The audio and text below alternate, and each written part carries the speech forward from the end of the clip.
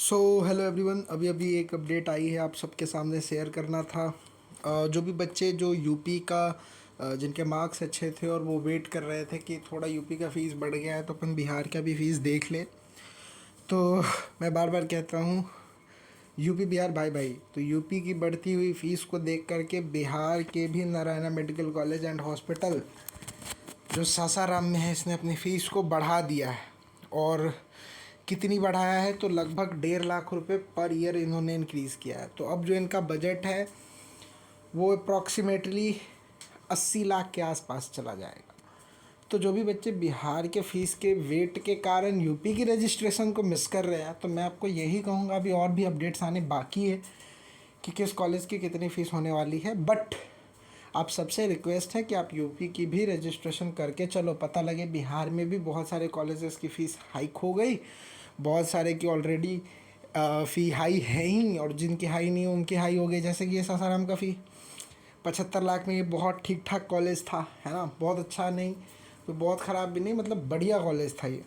अब इसकी फ़ीस बढ़ के जो है, ऑफिशियल नोटिस 17/7/2025 का है ये, और अब इसकी जो फ़ीस है ये बढ़ कर के 80 लाख के आसपास इसका टोटल बजट जा चुका है। लगभग 1.5 लाख रुपए ट्यूशन फीस में जो है बढ़ोतरी हुई है।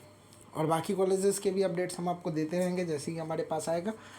तब तक आप हमारे चैनल से जुड़े रहें। और हाँ, मैं फिर से कह रहा हूँ, जो भी लोग यूपी का सोच रहे थे और इस वजह से नहीं जा पा रहे थे कि बिहार में थोड़ा फीस सस्ता है नारायण सासाराम का, तो इसमें चला जाऊँगा, तो अब इसकी भी फ़ीस 80 लाख रुपये हो गई हैं। तो आप लोग अच्छे से प्लान करिए कि आपको क्या करना है, नहीं करना है। और धीरे धीरे कहीं ऐसा ना हो कि बिहार 28 के बाद फ़ीस रिलीज़ करे, तब तक यूपी की रजिस्ट्रेशन ही ख़त्म हो जाए, है ना। तो इस चीज़ की भी इस चीज़ को भी अपन को ध्यान में रखना है, दिमाग में रखना है, ठीक है। और उस हिसाब से अपने डिसीजंस को लेने हैं, ठीक है।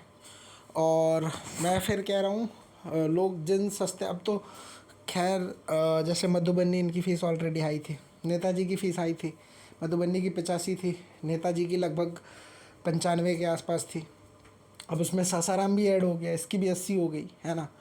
उसके बाद से RDJM ऑलरेडी 82-84 है, तो हिमालय ऑलरेडी हाई है। तो अब इधर केवल हिमालय का लगभग 90 के आसपास है, और RDJM का लगभग 84 है, मधुबनी का 85 है, और नेताजी जो पटना में है उसका लगभग आपको 95 के आसपास। और सासाराम इस लिस्ट में आ गया 80 में। मतलब अब ये 5 कॉलेज तो बिहार में ऐसे हो गए जिनकी फ़ीस बढ़ चुकी है। अब बचे 4 कॉलेजेस।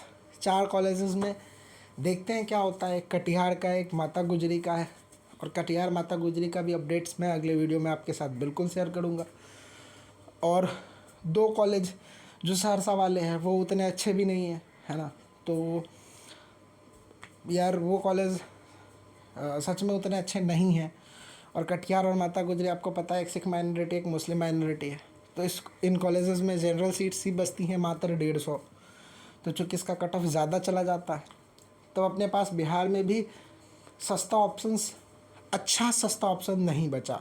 अच्छा में सस्ता ऑप्शन ये नारायण सासाराम था, जिसके पास 250 सीट थी।